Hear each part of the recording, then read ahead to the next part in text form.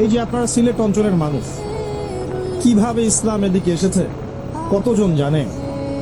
আমরা যার কবরকে কেন্দ্র করে বিভিন্ন উৎসব করছি, তিনি এই জায়গায় এসেছিলেন ৩৬০ জন মানুষ নিয়ে, মাত্র ৩৬০ জন মানুষ।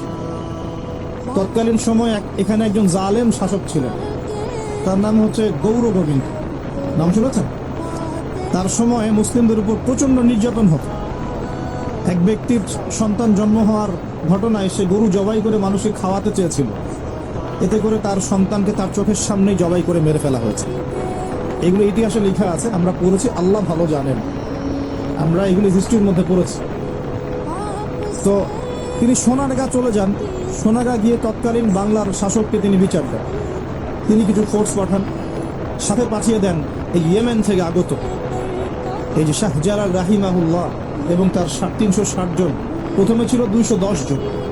রাস্তায় আস্তে আস্তে আস্তে আস্তে দাওয়াতি কাজ করতে করতে করতে করতে আরও বেশ কিছু অনুসারী তার হন, তার হাতে বায়াত গ্রহণ করেন এবং ৩৬০ জনের একটা বাহিনী তিনি গঠন করেন।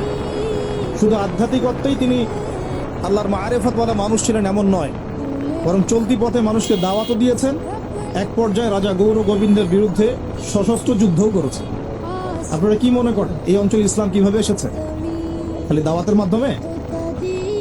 আমি এখন যা দিচ্ছি এটা দাওয়াত, আমি যা দিচ্ছি এটা দাওয়াত।